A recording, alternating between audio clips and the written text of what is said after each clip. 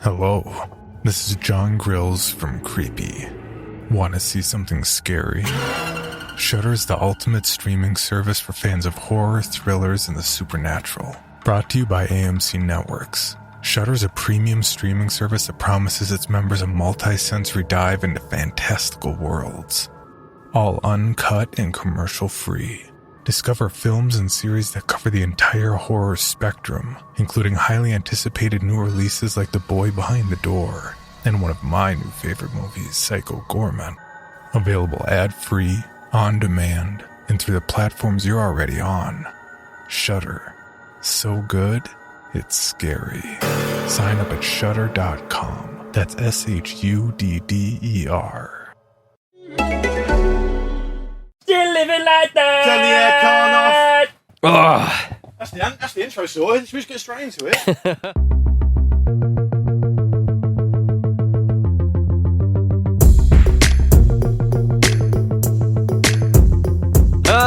It's the Luke and Pete show. I'm just going to show you my stocks. I've got a stocks and shares ISA. Nice. Luke, a very modest sum. And let me tell you, my investments. Just look at the reds. Yeah. Look at the reds everywhere. I don't even need to see the numbers. Yeah. The red colour just tells me everything I need to know. Here's my hit. So you imagine this is MSNBC. I've got like a rolled up white shirt and a tie and maybe a tie clip, and I'm going, guys, I don't buy Expedia, High Tide, Helium 1 Global, Thunder Bridge 3, which I thought sounded a bit like Mad Max. They've all fucking tanked. Online blockchain, waste of money. A lot of them. Yeah. There we go. I hope we're not sponsored by any of them, are we? That might also be what's tanked With it. any luck, we are and were. Yeah. Yeah, I don't think the sponsors listen. I reckon we get away with all kinds of daring doing nonsense. I agree. I think you're right. And in this thought experiment where I'm imagining you on MSNBC with your sleeves rolled up, have you still got the ponytail? I think people would find the ponytail untrustworthy. And in fact, I was with Most untrustworthy haircuts. Are you saying ponytail on a man of 40? Yeah, I think so. Are you doing it on purpose? Like emo hair as well on a like other mistrusty haircuts. Man from Manchester in his 40s with an Ian Brown do. Oh yeah. Or one of those feathered lead singer of the Jam Jobs. Yeah, I've got huge opinions on the whole mod hair scene. I think... awful. Oh, mate, you just summed it up in one word. Awful. I've got nothing else to say Just now. awful. I think it's a... this is my personal opinion, and some of our international listeners are going to have to look this up, but they can do that. My personal opinion is a terrible look anyway. Right, yeah, okay, yeah. But there's something particularly... I'm going to say tragic about the idea that they're projecting, that they're just holding on to it far too long. So Paul Weller's hair's never looked worse. I'm being serious. Yeah, no, I agree. There's nothing wrong with Paul Weller. I know he's the mod father. I know he's not particularly to my taste, but he's done what he's done, and he deserves a huge amount of respect for what he's achieved. And he's still working. He's still working. Nothing wrong with just getting your haircut and just being aging gracefully. Yeah. Age gracefully like Mick Jagger. Who am I to say age gracefully? Like, what a pompous thing to say. You guys need to age gracefully. With your football podcast. Yeah. People are listening to this going, what the fuck is this guy talking about? Have you seen this? Let me talk about puke and piss and shit later. Oh, yeah. Age gracefully, Luke. And walk into a studio age 40 singing Here Comes the Hot Stepper. But I think we had originally started off talking about least trusted haircuts. Yeah. And I think that is got to be up there. Yeah, I think so. Skullet? Yeah, Skullet's kind of just... You've got a decision to make and you've not made it just yet, I think. That's fair to say. But I was with a friend who moved to New York, moved to actually Modesto, California, and then moved back to New York. Doesn't matter. Brought his family over a few weeks ago. I've got international friends, mate. I've met people in chat rooms on the internet. Just say it's your friend. IRQ. Don't say where they lived. It sounds literally impressive. My oldest friend. Okay. But he went to America. 100. yeah. But he's and he brought his little kid. And his little kid is wonderfully lovely little girl. She's very sort of like expressive, very precocious kind of like lovely little girl. But she's great news. She's got a strong New York accent, which is amazing. Nice. Uncle Peter. That's nice. And she says, why have you got your hair like that? Yeah. Why have you got your hair in a ponytail? We've been told that we're not to talk to men who have ponytails. Good parenting.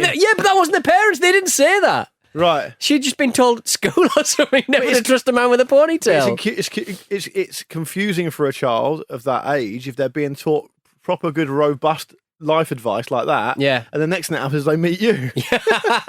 She also said that I was going to have a Chinese baby. Okay. It's just confusing. Just Perceptive. very Perceptive. news to my partner, to be honest. Perceptive. So perspective. I was once with Bets, my niece, and she said quite loudly in where were we? I think in a playground. She pointed at an older lady and said, "Uncle Loki, that lady's got very yellow teeth." Oh, Yeah. Well, look, she had. She did, to be fair. But what I'm saying is the kids at that age have got no filter, have they? No, they haven't. Absolutely no filter. No. So I like long hair on a kid, a boy. Right. You know what I mean? Like we're talking about haircuts. Right. It's a trend now. when kids are like For little boys have, like, skateboarders, long got hair, yeah. very, very long hair. So yeah. our friend Rupert, both his boys have got long hair. It looks Right. really cool. But he's just making a couple of South American footballers, isn't he? That's basically the look, isn't it? I think he genuinely has given them like South American footballer names. He has. Yeah. And he gets away with it. But I'd like to know from parents, is it more difficult to manage? I'm sure, presumably it is. Bath time's a nightmare mate. for kids. We don't have kids. We don't have to deal with that. Well, kids, you don't have to wash their hair they don't have a bath every night, do they? Nah. I don't, it's not bath time every night. Nah. But I think once every 6 months. I'm finding it very difficult not to have knots in my hair. But I started using conditioner. Turns out that's a thing.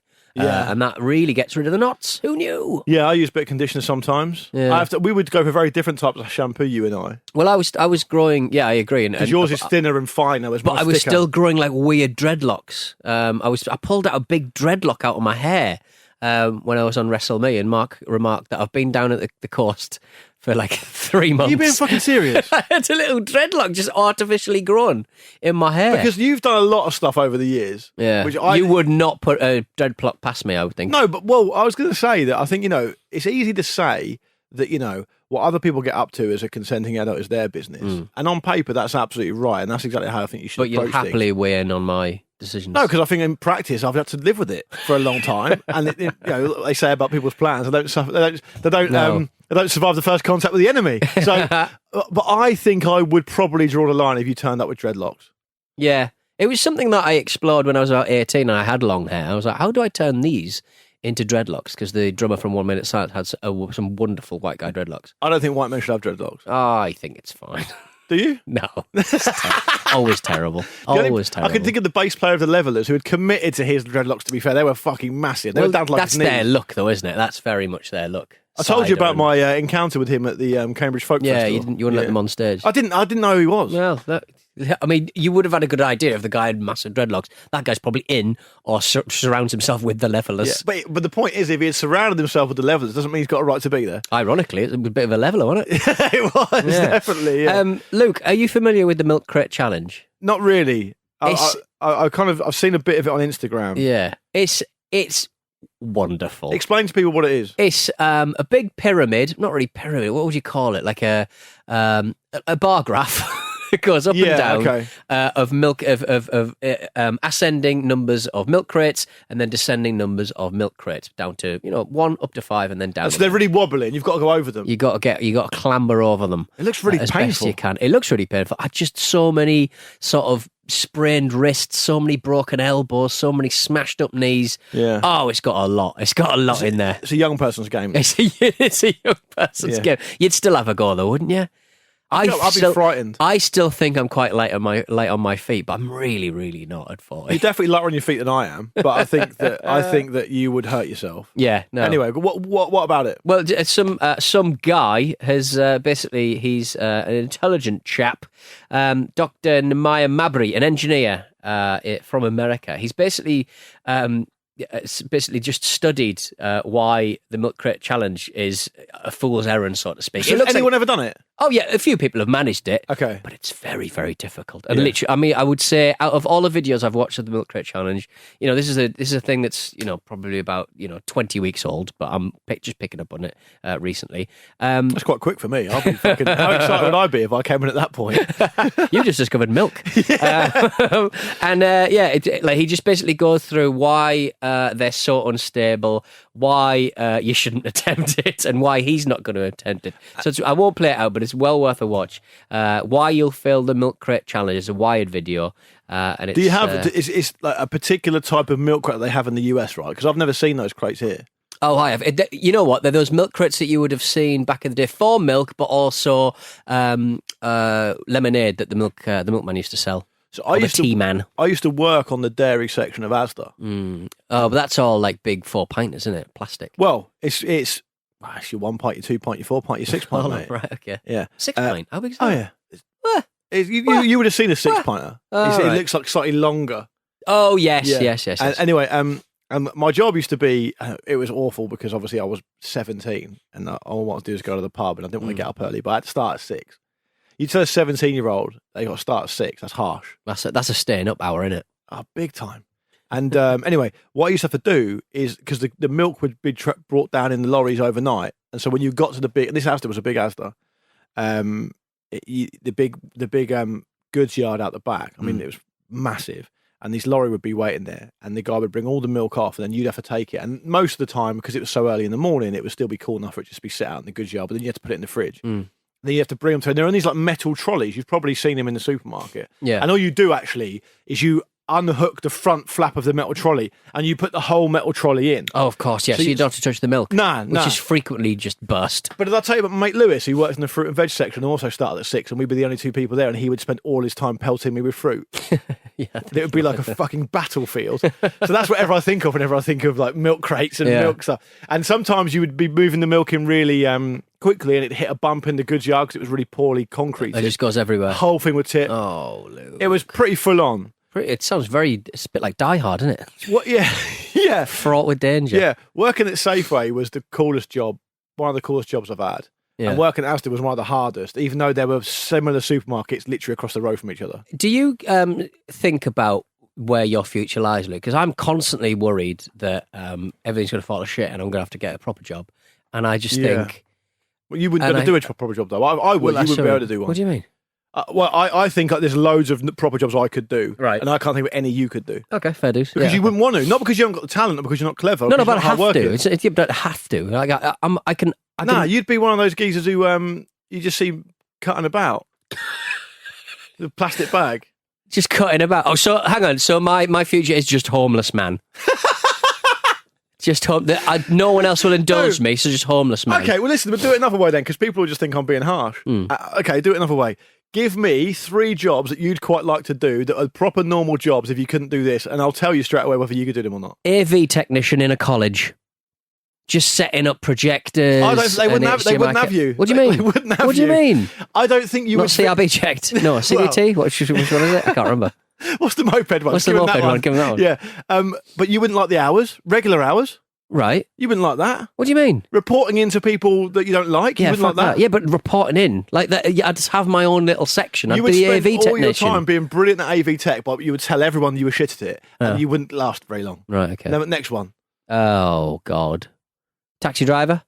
Now I can drive. Get him in the back of the Fiat, covered in dog hair. You're so buzzed that you've recently passed your test, you think you'd be good at that, but I don't think... You wouldn't have the patience. I'd have the chatter. I'd have loads of bowls of sweets, and I'd probably let people off without paying because I'm nice. Okay, so again, you're going to last about 3 weeks because you run out of money. It's my car, my rules, mate. What, your rules are that you just pay for everything? Yeah. All right, a taxi driver. I'll tell you what, then you can be a taxi driver. Right, okay, good. And would you enjoy it? Would you do nights or days? Nights, please. Yeah, never do days. Nights. Yeah, no. Never do days. But then nights, you'd have to choose a village or a town where there wasn't so much. No, I think that's wrong. I think if you choose a city. I think if you're doing it in London, you've got to do nights. If you're doing it in a small town, you can do days. The traffic's not bad. Oh, nights would be like kind of taxi cab confessions or something. It'd be really sexy. No, you think pukey. You think it'd be a combination of Taxi Driver the movie and pornos, but it would actually be you cleaning up sick all the time. Yeah, because you'd be too mainly mine people to do it. Oh, yeah, mine. Exactly. Sorry, I'm quite car sick. You drive it. I thought I liked this. I don't like it at all. It's horrible. Would you? So I think you could be a taxi driver. Would you like that? Yeah, I think so. Yeah, do they make good money? Do they? I would have one of those headsets on and I'd just be listening to my music all the time. Yeah. Is that illegal? Is that naughty? I don't know. Mate. Because you're allowed to have your music up really high, aren't you? I don't think there's much that, for example, certain Uber drivers wouldn't get away with. Mm. You know, my perfect one would probably be some kind of... I know you're going to laugh at this, but I promise you, I'd just quite like to work in a bookshop / cafe in the middle of a small little town that had no customers. So I'd like to be Is in a that a position, job? Well, I'd like to be in a position where I didn't need the money. So if I was your bank manager, like you've just done No, the bank I don't manager need. job on me. I don't need a loan because I'm wealthy already. Well, then I wouldn't have a job. Then if I was wealthy already, I'd just and this brings us full wank circle. and cry. No, this brings us full circle. You are a bloke who, in the future, will just spend your time cutting about. All right, then I'll cut about. You don't That'll be need the that much guys money. going. That guy. You bought everything. I do. I need wires. I have a need. I have an Amazon. You wouldn't do taxi drivers because it would get in the way of you going to a car boot sale. I told you in my little office I set up 2 cameras just because I had them kicking around. I know. What's that about? And I think that you, as I've said regularly on this show, and the listeners will be familiar with this, you think about things not at all or too much. Yeah. And I think taxi driver, this is what I'm saying, this is how it applied to general life. AV technician, you would do a really complicated setup and then you wouldn't remember it or something. Yeah. Taxi driver, you take a really convoluted route because you second guess yourself about trying to give the best service. Yeah. And you'd be like, oh, no, I need to avoid all the traffic, and you go around the houses and no one would End be up happy. in the Thames. Maybe. Yeah. Maybe. On the mud flats. I'll tell you what, that people used to do that for a job, you know that? What? Just hang out in the mud flats. They used to call them mudlarks. They Right. used to do it down in Portsmouth as well. Oh, just like taking stuff out the Thames. It would Valuable be- stuff. Yeah, Scrap. so places like Portsmouth Harbour and the banks of the Thames are so rich in history that people would make a serious, like, well, not a serious living, but they would survive down there doing that kind of stuff. And then I remember actually, I mean, I must have been very, very young. I remember kids being down the mud flats at Portsmouth Harbour and people chucking them pennies and stuff. Oh, yeah, but I remember sort of. Yeah, no, I completely agree. I think I would quite enjoy magnet fishing. Yeah, Which I you think- talked which I about think- before. Which I yeah. think might be illegal. I'm not sure in certain waterways, but you'd You've just be talked very pulling out passionately all about that in the kinds of past. stuff. Lovely stuff. Would you not like a life on the high seas? I do watch the ships come in and come out. There was a big cargo ship coming in from China yesterday while I was having a cup of tea, and so I'm eating a lot of oysters at the moment. Yeah. We've got a mate who's got an incredible lust for eating as many oysters as possible. I'm getting there, Luke. Any excuse to put Tabasco on something, I am hammering oysters at the moment. Just Tabasco, is it? Just Tabasco, maybe that vinegary stuff they put in it. Yeah. Oh, thinking about it now is just making me salivate a little They bit. put that vinegar on the whelks as well, don't they? Very, Yeah. very nice. That old-fashioned shellfish, I'm a fan of that as well. As I said to you before, my American family have got an amazing oyster place on Cape Cod, which many say are the finest oysters in the world, and they bring loads of them down all the time. I tried to get a video. Delicious. I got a video of them doing the oyster shucking competition between each because 2 brothers. But my phone got stolen, didn't it? So I lost the fucking video. But it's What's the brilliant. shucking? Yeah. But yeah. You know, back in the day, particularly from where we're from, Hartlepool and Portsmouth, seaside towns respectively, I reckon back in the day, you go back to, maybe go back 500 years, if you committed a crime in your town, say you had a bit of a fight or whatever, Yeah. and you ended up accidentally killing a man, which I'm led to believe happened quite a lot back in the day, part of the thing they might say is they might say to you, listen, mate, say you were 18 at the time, you were unmarried, you've got no dependents, just get yourself on a boat. Get out of here. Just get out of here. Join the Get out of army, Dodge, join the Navy, whatever. Come back a different guy. It's not going to be a great life, if you come back at all. But get yourself on a boat, and that was that. And you'd live a life of the high seas for a few years, maybe, and you eventually come back, and it all would be forgotten. 21 days China to England on the boat, on the old cargo ships. What 21 now? days. Yeah, 21 days, yeah. Isn't the boat that's down on the Thames? I forget the name of it now. The Cutty Sark. That was a T-clipper, wasn't it? That used to be so fucking fast. It was like a legendary boat. And the captain of it and all the crew used to make bets with in whatever port they were. They could beat other ships back. Oh, And right, it'd be okay. so fast. But Ah. it's amazingly. I think it's the Cutty Sark. It's a beautifully built It's ship. like a power boat. Yeah, It is a good looking of boat. its time. Of its Frequently time. burns down. Yeah. though. I Do you don't reckon know you could be a good sailor back in the day? I'm not talking about now. I'm talking about back in the day. Yeah, I think so. I like travel. I've got some pretty decent sea legs as long as I don't look at my mobile phone. Usually fine. We went out when I went to Ishinomaki, the place that was hit quite badly with the earthquake and the tsunami a few years ago with Chris Broad, and I was having a lovely time. Chris less so. Oh, you told Bless me he him. got really seasick, didn't He he? got really seasick. There's no unfortunately. feeling like seasickness. If you've never had seasickness, it is the worst. I used to go out fishing for mackerel with my mate Paul when I was a kid and his dad, and he had this little boat, and he would go out fishing for mackerel all the time. It's like a thing. He'd get loads of them out just the other side of the Isle of Wight, get a load of mackerel, stick them in a cool box, and he'd freeze them, and then they just eat them. Yeah. That'd be like their thing. Which is a good idea. I mean, I don't think there are any restrictions on the amount you could catch or whatever. I was about fucking 8, so it didn't matter. I went out loads of times, but the first 2 or 3, Pete, I'm telling you, my God, it's like it doesn't do itself enough justice to just say you're sick. Yeah, you want to fucking die.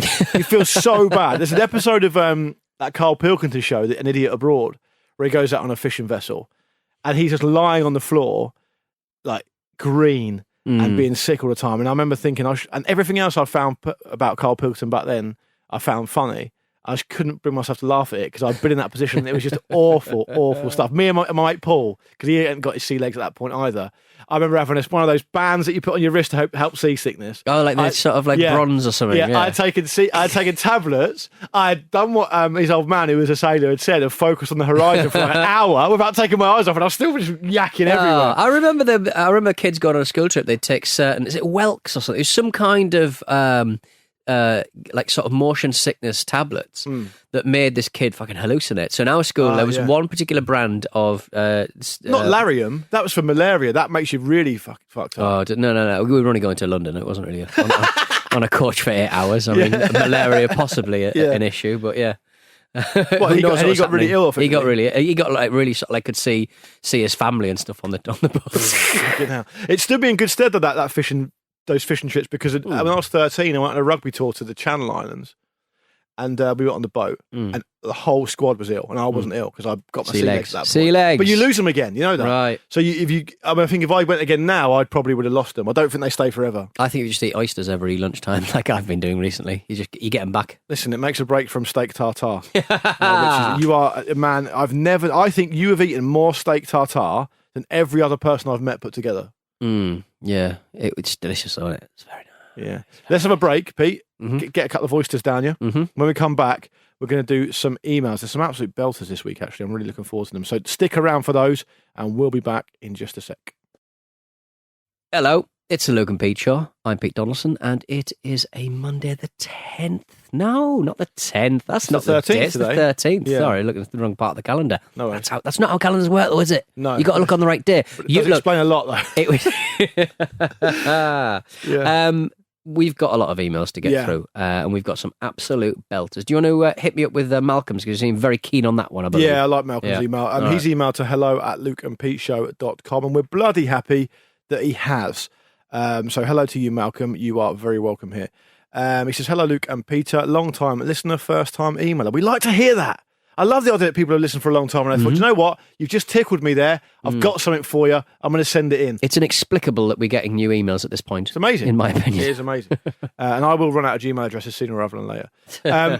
Malcolm says, this Monday's episode, and more specifically the harrowing story about a son, a mother, and a massive pornography stash, that was obviously last Monday, brought back a dismal memory of my own. The year was 2016, and I'd recently returned to living with my parents in northern Ontario, Canada, after a gap year farming in the Canadian prairies. Full on. What a life this is. Full on. My parents at the time were in their late 50s and by no means tech savvy. This was no more apparent than when one autumn day, my mum confronted me, asking me why I was watching videos of busty MILFs on her brand new iPad. Not on a brand new iPad. Yeah. Come on, use an old one for the busty MILFs. Bet it in first. The B-MILFs. I was shocked at the claim and, to be honest, trying to think if in fact it was me. It's hardly possible in the hormonally inflamed state of my late teens. Nonetheless, I emphatically denied the claims, and while being pressed by my mother as to why I was viewing this smut, my English expat father timidly appeared behind her, whispering, "Dear, it was me." Come on. Honesty. In a relationship is important. It's very important. Yeah. Malcolm says, my mother stopped in her tracks and, no doubt out of complete embarrassment, they both went their separate ways like any good family, and we've never mentioned it again. Please, God, let's use our incognito modes, delete that history, and exit those tabs. Pete, any more tips on that from you? Yeah, I would have possibly taken my wife aside. I got confused with busty MILF then. I would have taken my busty MILF aside. Malcolm, do get in touch if your mum is a busty MILF.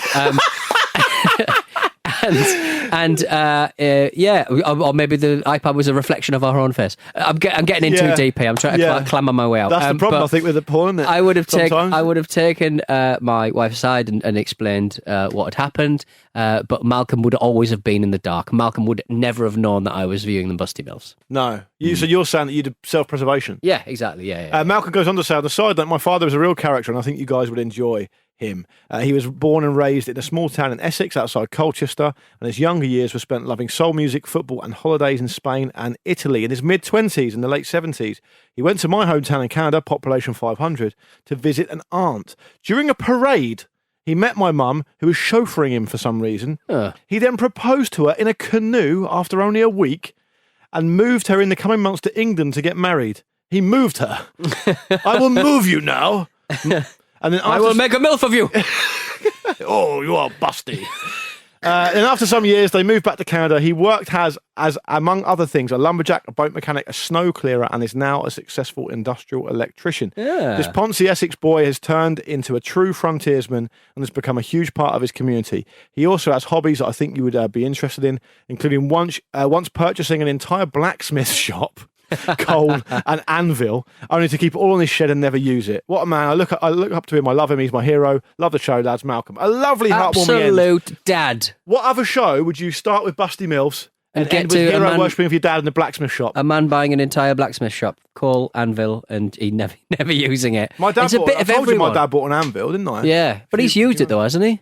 No, he just de-rusted it, right, polished it up, and then sold it on. Oh, nice. So you bought it for £2. How did he rust it? Just dipped it in chemicals. Not sure, really. It's not really my area. Right. Yeah, as my wife constantly tells me.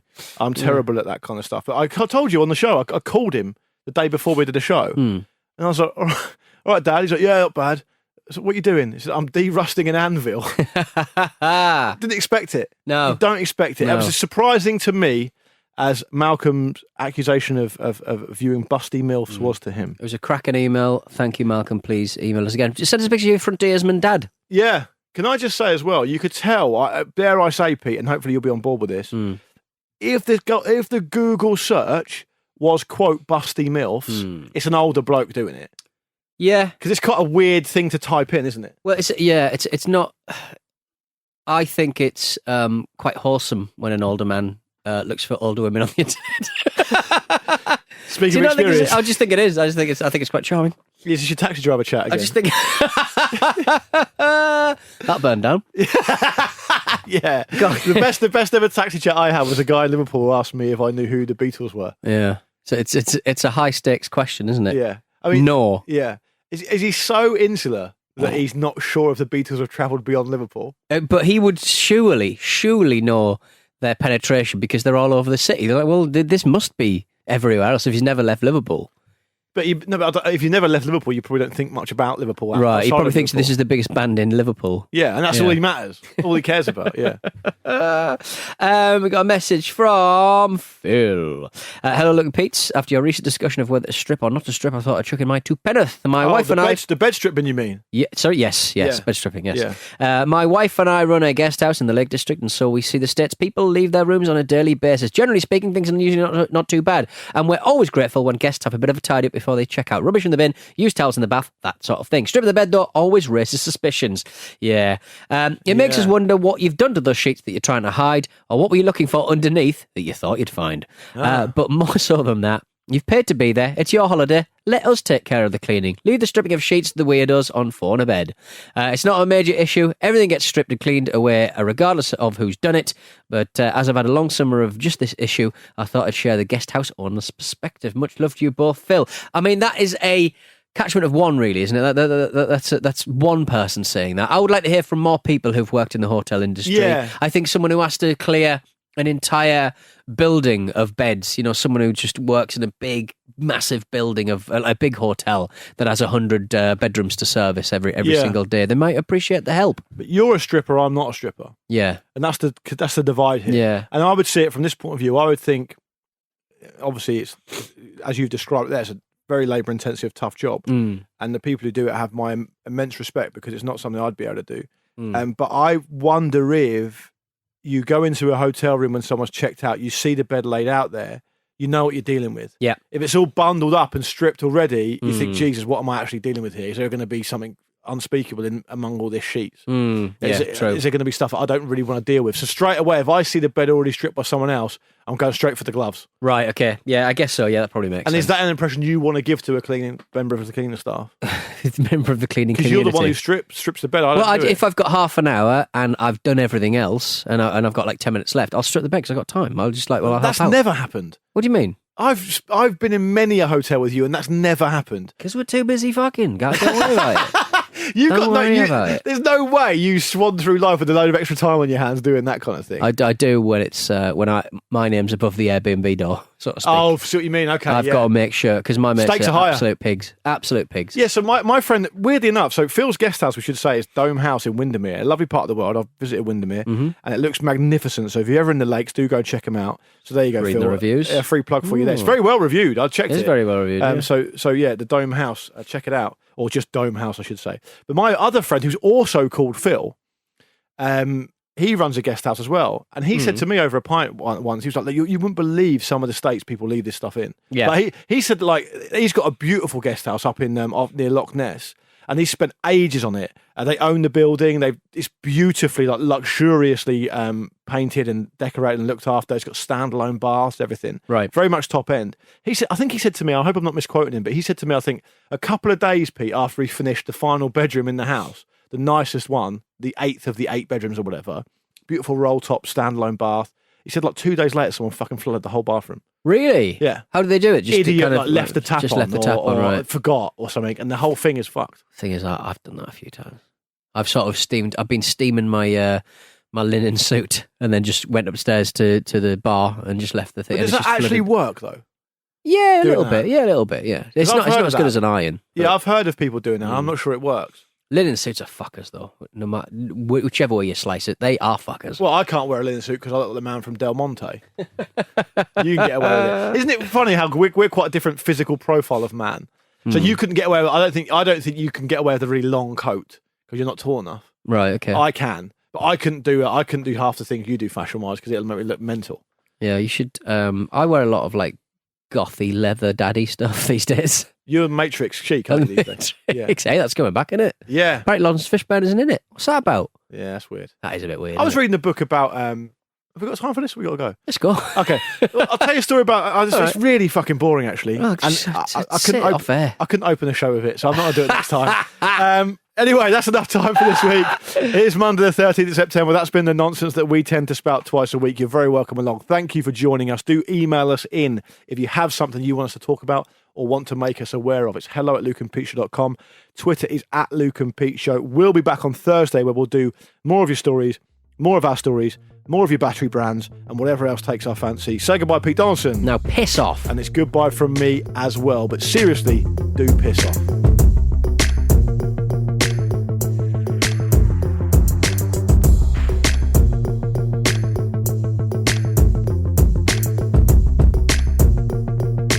Luke and Pete Show is a Stack production and part of the Acast Creator Network.